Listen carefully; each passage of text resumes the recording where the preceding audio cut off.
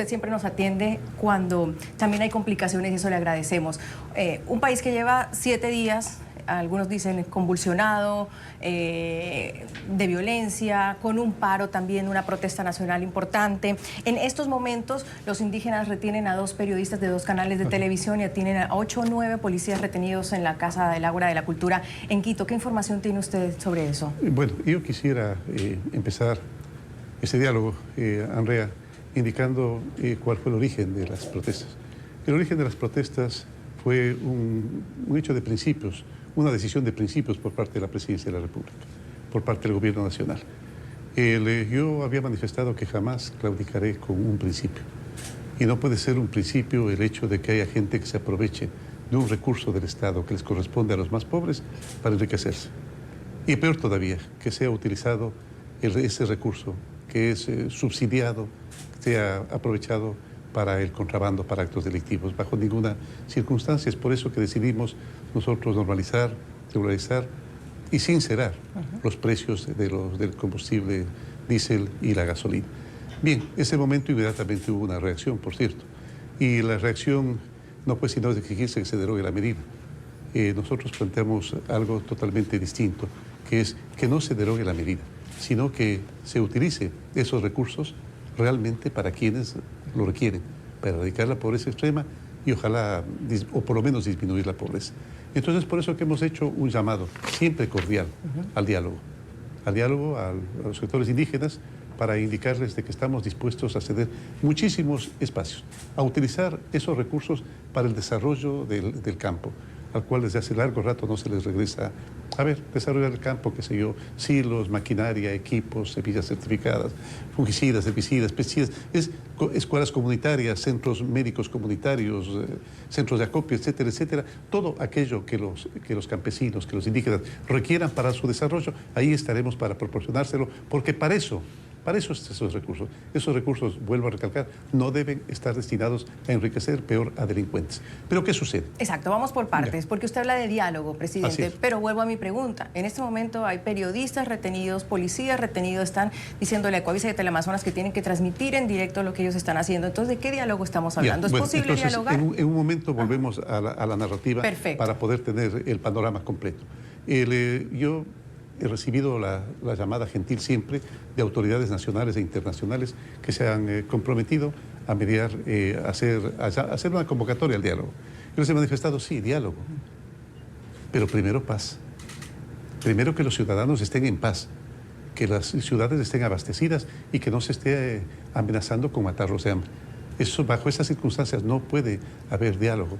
2 personas que están golpeando no pueden estar hablando de paz al mismo tiempo. Es por eso que usted recordará, Andrea, que cuando nosotros de manera generosa ofrecimos al gobierno de Colombia el diálogo con el Ejército de Liberación Nacional, ellos vinieron acá, verdaderamente fueron extraordinariamente atendidos, muy bien atendidos, mientras se llevaba el diálogo de paz, el diálogo en paz. Pero ¿qué sucedió? Que inmediatamente empezaron a ser atentados contra la seguridad, contra la integridad de las personas y ustedes decidieron entonces, definitivamente, no ser garantes de ese diálogo. El momento en que ustedes decidan vivir en paz, vivir por lo menos el momento mientras se dialoga en paz, el diálogo funciona. Caso contrario, no. Entonces, es lo que les he manifestado. Diálogo sí, pero primero como condición la paz, de lado y lado. Nos pacificamos, nos calmamos todos y ese momento empezamos a conversar. Pero encantado. Han exigido que sea con el presidente de la República. El presidente de la República ha implementado como política de Estado el diálogo, la conversación, los acuerdos mínimos, los consensos, porque la vida es eso, precisamente ponerse de acuerdo, porque no necesariamente usted tiene la misma opinión que yo, pero yo tengo que aprender a respetarla, es más, a escucharla y ojalá tomar más de uno de los conceptos y convertirlos en míos. Esa es la consecuencia de un diálogo. Porque dialogar es una cosa, presidente, pero sí, negociar es otra. Así es. Ustedes están dialogando y negociando con los indígenas en este momento. Ayer la ONU salió un comunicado a decir que había unos intentos de diálogo, que estaba mediando para eso, pero que no había negociaciones. ¿Se está negociando con los indígenas? Lo que pasa es que la negociación es una primera instancia, en la cual se acuerdan los términos de la paz. Se acuerdan los términos de la paz. Este término va, este término viene, y a partir de ese momento, ya cuando se acuerda la negociación de la paz, ese momento inmediatamente sobreviene el diálogo. Yo entiendo así, no soy un experto en negociaciones, pero lo entiendo perfectamente así. Pero una cosa que es importante que quiero que conozca, Andrea, ¿quiénes se sumaron a este propósito? No se olvide que hace una semana y poco, y todavía sigue allí, Rafael Correa, fueron Patiño, fueron Pavón y fue Hernández, que son los dirigentes altos de lo que llaman ellos la Revolución Ciudadana. Ellos fueron allá a recibir órdenes de ese sátrapa, de ese criminal asesino que está sometiendo al pueblo al peor sufrimiento, al peor apocalipsis que se ha visto jamás en América. Casi 5 millones de personas desplazadas, yo creo que son suficiente evidencia de lo que está pasando. Lo están viendo ustedes en Colombia y lo estamos viendo nosotros en Ecuador, así como los otros países de hermanos. Se sumaron inmediatamente a la medida y empezaron con sus actos violentos. Porque por esencia los indígenas no son violentos. Ellos suelen manifestarse en paz, enérgicamente, pero en paz, y a eso tienen derecho de acuerdo a la Constitución.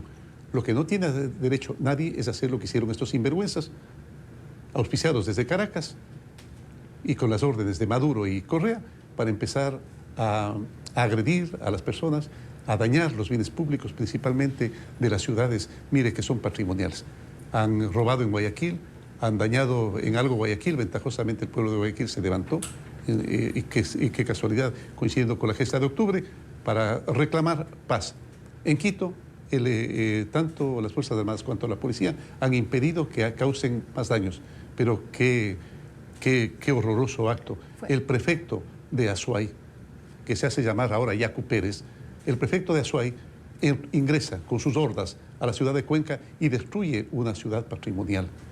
Qué pena ese tipo de comportamiento que no corresponde a un ser humano, cualquiera, peor a una persona que representa a una comunidad. Entonces, yo rechazo absolutamente ese tipo de comportamiento. Así no se puede vivir en paz, así no se puede dialogar. Pero, por supuesto, con las personas que estén dispuestas a brindar la paz a la comunidad, nosotros estaremos siempre prestos a tender la mano para el diálogo. Si un gobierno dice que va a dialogar y a negociar es porque está dispuesto a ceder en algo. ¿Usted está dispuesto a derogar esa medida? Porque al final los indígenas lo que quieren es que se derogue ese decreto de la eliminación al subsidio. ¿Hasta dónde está el gobierno dispuesto a ceder? Bueno, nosotros, a ver, con los principios, vuelvo a recalcar, no se claudica. Con los principios no se claudica. Si yo sé que un recurso del pueblo, que es del pueblo, que es de todos, que debería estar destinado al desarrollo, está entregado a los más ricos y peor todavía, en otro caso, a delincuentes, sobre esos elementos no se puede dialogar. Lo que sí se puede dialogar perfectamente bien es acerca del destino de los recursos, ¿verdad? Yo creo que los señores dirigentes indígenas deberían estar preocupados más bien en cómo canalizar esos recursos para lograr el ansiado progreso, la ansiada prosperidad, el ansiado desarrollo para el campo. ¿Eso ha faltado quizás comunicación, presidente, en que se sepa dónde van esos recursos? Se toma una decisión y quizás no se sabe dónde van los recursos. Pero no, todo lo contrario. Por eso, inclusive, yo propondría un fideicomiso con el fin de que puedan bien administrar sus recursos. Y cuando digo bien administrados, es abandonar completamente el favorecer a los más favorecidos y entregarlo a las personas en mayor estado de indefensión, nuestros hermanos indígenas. ¿Subestimaron el movimiento indígena, presidente? No, bajo ninguna circunstancia. Sabíamos perfectamente nosotros que una decisión de este tipo iba a originar reacciones. Lo que no nos imaginábamos jamás es que habría tanto odio por parte de los correístas hacia el bienestar de los ecuatorianos. Ya hicieron tanto daño durante 10 años, yo pienso que ya basta, ya no va más. Con ellos, no. Con los criminales, no. Con los agresores, no. Con aquellos que han violentado la vida, la seguridad de las personas y los recursos que a la gente, la propiedad que la gente dignamente se ha ganado, pues con ellos no puede haber diálogo, porque no es el recurso que ellos buscan. Mire, no se asombre usted, y estamos teniendo ya las pruebas de que hay gente de las FARC inmersas, porque casualmente el sistema, el método, la metodología que utilizan es casi exactamente igual. Ninguna duda de que existen venezolanos enviados por Maduro porque están presentes allí en las tomas. Y ninguna duda de que están los inmensos recursos que le robaron al pueblo ecuatoriano en la década anterior, estos sinvergüenzas que ahora se llaman correístas. Vamos a eso. Y dirigidos, por supuesto, por cara dura, por cara de tuco, que se encuentra este momento en Caracas recibiendo los beneficios de un gobierno despótico. Ya usted lo dijo. de las FARC. Hay fuentes de inteligencia que también han dicho que hay infiltrados del ELN, del Ejército de Liberación Nacional, en células urbanas por la forma de la violencia y la forma de lo que se ha visto en las calles. ¿Usted sabe algo más de eso? Por eso yo he manifestado que estamos consiguiendo las pruebas. Puede ser, no lo hemos comprobado todavía, no me gustaría hacer una acusación. ¿De las FARC sí lo tienen comprobado? Tenemos algunas evidencias que pueden convertirse en pruebas. Otras pruebas, las de Maduro y las de Rafael Correa, sus ministros, ustedes nos están diciendo que hay manos correístas detrás de todo esto. Ellos estuvieron hace poco más de una semana. ¿Qué pruebas tienen reales? Que estuvieron ¿Cuándo las va allá, a conocer el pueblo, que estuvieron allá presidente? Y enseguida, tanto el sátrapa cuanto el otro sátrapa están enviando los mensajes permanentemente, dando direccionalidad a estos actos de violencia, a estos actos. ¿Tienen ustedes comunicaciones de eso? ¿Perdón? ¿Tienen ustedes que esas No, comunicaciones sí, existen? están los tweets, están los mecanismos de redes, que se los puede comprobar, por supuesto, la veracidad. No lo han negado, o sea que han aceptado que son verdad. Han nombrado ustedes a líderes correístas que actualmente dirigen provincias, dirigen alcaldías. ¿Qué van a hacer con ellos? Porque los tienen identificados. ¿Qué ha pasado Hemos hecho ya las denuncias porque están judicializados. nosotros nos gusta cumplir con la ley. Para eso estamos, para eso nos eligieron, para cumplir con la ley. Y la ley indica que hay que hacer primero la acusación en Fiscalía, y Fiscalía en ese momento, no sé si el término sea el término correspondiente, los expedientes y los procesos. Militares y policías se han sobrepasado, presidente. Hemos visto de todas maneras unas tomas fuertes. Estamos hablando de el uso indebido de la fuerza en estas protestas, pese a que hay un estado de excepción. De acuerdo a los protocolos que tienen Fuerzas Armadas y Policía, el uso de la fuerza progresiva, de acuerdo a la peligrosidad que represente tanto para su integridad cuanto para la integridad de los ciudadanos y la protección de los bienes, eso es algo que nuestras Fuerzas Armadas y Policía lo estudia, lo analiza, lo está adentrándose, imbuyéndose de ello permanentemente. Siempre pueden existir personas. No se olvide que nuestras Fuerzas Armadas y Policía suman más de un centenar de miles de personas, entiendo yo. Cualquier cosa puede ocurrir. Es por eso que no hay que provocarlo. Y por cierto, por parte de los indígenas también ha habido reacciones negativas, pero en principio recordemos que un mérito que tienen los hermanos indígenas es haber detectado a estas personas de las cuales he conversado yo, entre los cuales se encuentra un grupo delictivo ecuatoriano que se llama los Latin King. Los Latin King, es una pandilla los correístas agresivos, se ha detectado su presencia y los hermanos indígenas inmediatamente los han separado. Es por eso que el día de ayer hubo una manifestación pacífica hacia el centro de Quito. Hay un tema que se les estaba pagando, ¿no? A los Latin Kings. Sí, pero inmediatamente estos grupos violentos se desvincularon y usted los puede identificar porque no son indígenas. Porque no son indígenas. ¿Usted me iba a decir algo con respecto a los Latin Kings? Sí, el vicepresidente Otto Sonnenholzen nos dijo que estaban líderes correístas pagándoles a las pandillas, a los Latin Kings. ¿Tiene usted información también de eso? Hay declaraciones acerca de eso. No se olvide que Rafael Correa hizo un acuerdo con los Latin King, inclusive con una persona que ahora es asambleísta, un tal señor Aliaga, si mal no recuerdo el nombre, un tal señor que fue un Latin King, de la más alta jerarquía de los Latin King. Para llegar a esas altas jerarquías se necesita, de lo que yo tengo entendido, haber matado por lo menos a una persona y haber violado también a algunas personas, ¿no es cierto? A esas personas se les brindó todas las garantías que entiendo yo. Bueno, el gobierno puede ser que tenga derecho a hacerlo, pero que no tienen derecho es a seguir haciéndolo. Y a mí me parece muy mal que una persona de esa calidad moral y ética esté elaborando, esté proponiendo, esté tramitando leyes de la República. Presidente, ¿qué ha pasado con los periodistas? La Sociedad Interamericana de Prensa ayer emitió un comunicado pidiéndole al gobierno ecuatoriano protección a los periodistas, a los medios de comunicación. Hay más de 50 agresiones contra medios de comunicación y periodistas según Fundamedios y según la Sociedad Interamericana de Prensa. Será por parte de infiltrados. No de la policía, no hay una orden del gobierno. Bajo ninguna circunstancia, bajo ninguna circunstancia. Nadie puede acusar a este gobierno de no haber rescatado la institucionalidad, la democracia, el respeto, la tolerancia. Saben perfectamente que hay completo respeto a la libertad de expresión. Y los periodistas lo saben. Pregunta a cualquier periodista. Si es que alguna vez ha sido vejado, humillado hubo periodistas o maltratado detenidos, presidente. por parte de... entiendo que alguna razón habrá, lo podemos investigar. Pero jamás en la vida me he referido en términos ni despóticos, ni agresivos, ni descalificadores, ni calificadores, peor, a ningún periodista y a ningún indígena. En cambio, el déspota del periodo anterior sí lo hacía.